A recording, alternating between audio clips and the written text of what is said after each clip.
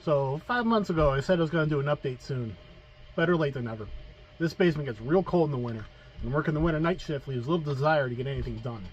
Now that it's over, I came up with a plan, and I got rid of it.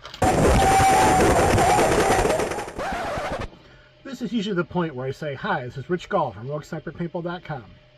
Not anymore. While the website's still up, I haven't had access to it in like 15 years, so there's no point sending anyone there.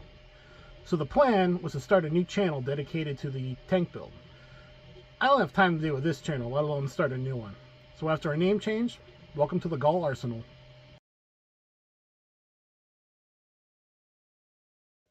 This is going to be a light update, literally.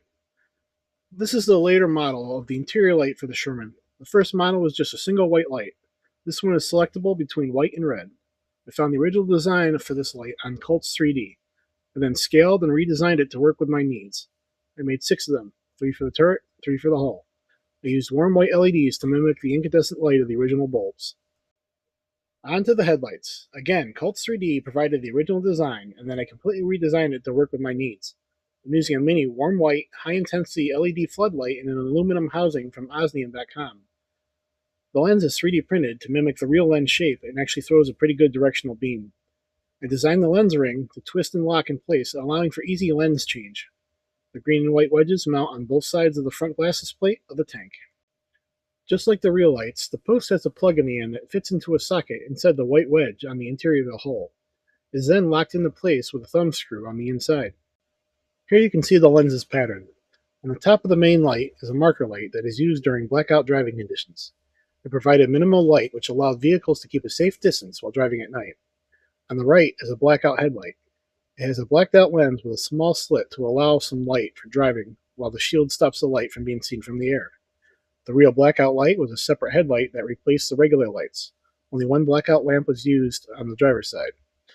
I made a separate blackout lens to work with my twist and lock lens ring so I didn't have to make a third headlight. On to the taillights. The left taillight was a service brake, and the right is the blackout brake light. They are mounted through the rear hull and are secured with a nut. The flange then bolts to the top of the hull with a gasket to keep water out. Both lights had what was called the blackout cat-eye lights. These were used during nighttime driving and were designed to allow proper spacing during convoy. If you were too close, as in the picture, you would see 2 sets of 2 triangles. At the proper distance, you would see 2 full triangles, and a single triangle if you were too far away. The later model Shermans had a spotlight mounted to the turret roof. This could be aimed from inside the tank by turning the white handle for left and right and twisting the black knob for up and down. It is a similar design to a police car door spotlight. The 2 thumb screws are used to lock the spotlight in position. It is mounted through the turret using the 4 bolts. There is a guarded switch at the bottom of the handle to turn it on and off. Once the shield is removed, it uses the same type of twist and lock lens ring as the headlights. Behind the clear lens is another Osnium high-intensity LED. This time it's a warm white spotlight version. The spotlight had to be removable, like the headlights, because I don't want these to get shot and busted. I use a small audio jack to feed power through the center shaft, which allows for a quick disconnect. The light took forever to design and build due to the small scale. The larger tube provides the support for the light and the left and right movement. The smaller tube sits inside the larger tube and uses 4 bevel gears for up and down movement. Those smaller blue sealed bearings are barely over 3/8 of an inch in outer diameter.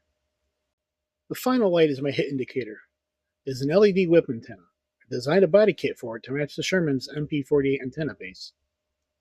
It has a quick disconnect mount and plug. The spring section will stay mounted to the turret, and the antenna can be stowed away.